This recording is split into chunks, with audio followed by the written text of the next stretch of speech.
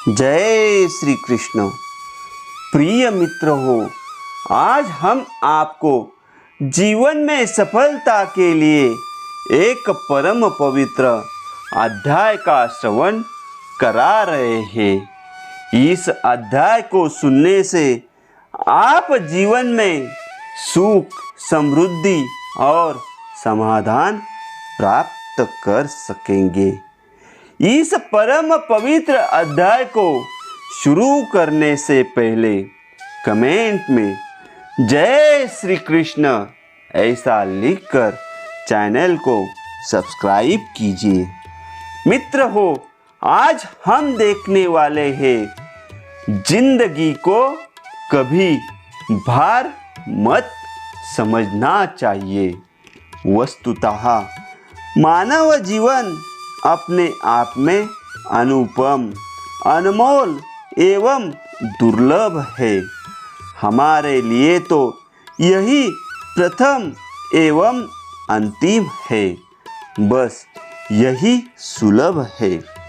इसके आगे पीछे का हमें कोई पता नहीं है। तब इस एकमात्र जीवन को बोझ क्यों बनाए, बेकार क्यों समझे। याद रखे, जिसने जन्म दिया है वह दुश्मन तो हो नहीं सकता। फिर हमें इस एकलौते जीवन के साथ दुश्मनी करने का अधिकार किसने दे दिया। तो आइए जीवन को दोस्त समझे, न बेकार समझे, न बेगार समझे। हम व्यर्थ में ही विगत की गलतियों, विसंगतियों का भार अपने सिर पर उठाए फिरते हैं। अस्तित्वहीन हुए अतीत के भूत को वर्तमान के कंधों पर जबरदस्ती उठाए फिरते हैं। यही हमारा सबसे बड़ा दुर्भाग्य है। भूतकाल के कारण ही हमारा जीवन भार युक्त है। इसलिए भूतकाल को भगाइए, जीवन को भार मुक्त बनाइए। हमें जीवन बोझ लगता है भविष्य की आशंकाओं के कारण, और भविष्य अनिश्चित लगता है वर्तमान की गलत धारणाओं के कारण।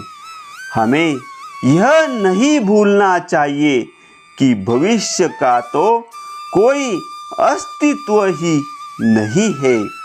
भविष्य तो वर्तमान बनकर ही आता है, बस वर्तमान का ही अस्तित्व है।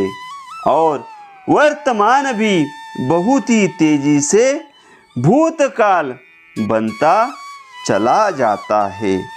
इसलिए निर्भर रहना हो तो हमें केवल वर्तमान को ही पकड़ना होगा। हमारी अधिकांश चिंताएं धन को लेकर होती है, धन के बाद कल को लेकर होती है।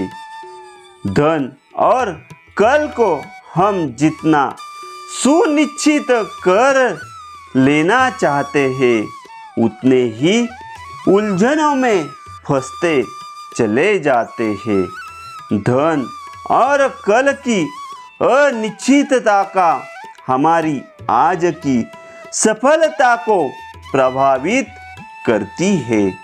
हमारी असली सफलता तो यही है कि धन और कल की चिंता न करते हुए अपने कार्य को बढ़िया से बढ़िया तरीके से करते रहे। धन और कल का भार अपने आप उतरता चला जाएगा।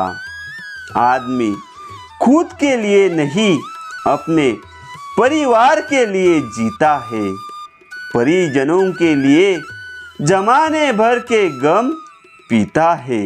यदि वह परिवार और पारिवारिक उत्तरदायित्व को सीमित रखता है तो जीवन उसे कभी भार नहीं लगेगा। याद रखें, जीवन को समग्रता, सहजता और सफलता के साथ सार्थक तरीके से जीने के लिए बहुत अधिक अर्थ की आवश्यकता नहीं होती। बस हमें जीने की कला आनी चाहिए। जिंदगी को धूम धड़ाके से जीना चाहिए। जीवन जितना हल्का होगा उतना ही सार्थक होगा। मित्र हो, ईश्वर ने हमको बहुत ही सुंदर, सहज और आनंद युक्त जीवन दिया है। इसे असुंदर, असहज एवं कष्टयुक्त बनाने का हमें कोई अधिकार नहीं है। समाज ने हमको जीवन धर्म निभाने हेतु कुछ न कुछ प्रयोजन भी दिया है। हम अपने प्रयोजन में जितने व्यस्त रहेंगे उतने ही हल्के, चुस्त, दुरुस्त और स्वस्थ रहेंगे।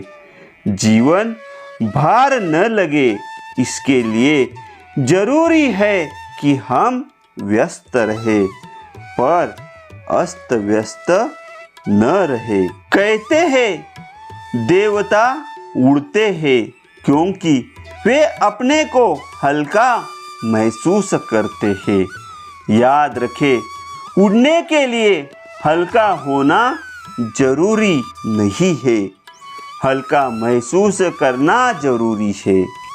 बचपन में हम जो सपने देखते हैं उनमें से बहुत ही कम लोग उसे पाते हैं। हम सदैव तनावग्रस्त रहते हैं क्योंकि सपनों की तुलना में जीवन को अत्यधिक छोटा पाते हैं। इसलिए हमें व्यर्थ एवं अव्यवहारिक सपनों को भूलते हुए जो कर रहे हैं उसी के सपने देखने चाहिए। तब ही हम तनाव एवं भार युक्त होकर आगे बढ़ सकते हैं। मानसिक, शारीरिक एवं आध्यात्मिक स्वास्थ्य, भरपूर नींद, गीत संगीत, हास परिहास, भ्रमण, मनोरंजन आदि जीवन के मजेदार पहलू है जो जीवन को सहज व सरल बनाए रखने के लिए जरूरी है। कहा जाता है कि मानसिक दर्द शारीरिक दर्द से भी कई गुना भयानक होता है। अर्थात तनावग्रस्त मानसिक स्थिति के कारण ही हमें जीवन भार लगता है।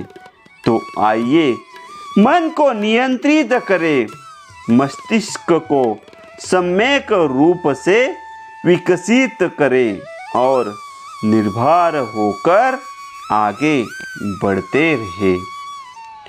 गुब्बारा अपने रंग के कारण नहीं उड़ता, बल्कि उसके भीतर भरी हल्की गैस के कारण उड़ता है। व्यक्ति अपने रूप रंग के कारण नहीं, बल्कि अपने भार युक्त नजरिए के कारण ऊपर उठता है। याद रखें, चट्टान जब गिरती है तो चूर चूर हो जाती है और पानी जब गिरता है तो सौंदर्य 2 गुना हो जाता है। इसलिए हमें चट्टान की तरह नहीं, पानी की तरह सहज, सरल, निर्मल और पारदर्शी होना चाहिए। मित्र हो, यह एक दृष्टांत के साथ समझते हैं। हाथी के बच्चे को एक पतली सी रस्सी के सहारे किसी छोटी सी खूंटी से बांध दिया जाता है। आरंभ में हाथी का बच्चा रस्सी के साथ जोर आजमाइश करता है, किंतु सफल नहीं हो पाता है। धीरे धीरे बच्चा बड़ा होता है, किंतु रस्सी व खूंटी में कोई परिवर्तन नहीं होता। जवान होने पर भी हाथी उसी पतली रस्सी के सहारे आराम से बंधा रहता है। वह चाहे तो हल्के से झटके से रस्सी को तोड़ सकता है, खूंटी को उखाड़ सकता है, किंतु वह ऐसा नहीं कर पाता, कारण कि वह बचपन से इसी रस्सी से बंधा चला आ रहा है। बचपन की नाकामयाबी अब भी उसके जहन में बसी हुई है। अभी भी वह अपने आप को उस रस्सी की तुलना में कमजोर महसूस करता है। इसी तरह हम भी पतले पतले कई कच्चे धागों से बंधे हुए हैं और जिंदगी को भार समझ बैठे हैं। मित्र हो, ऐसी ही मोटिवेशनल बातें सुनने के लिए चैनल को सब्सक्राइब कीजिए और कमेंट में लिखिए जय श्री कृष्ण।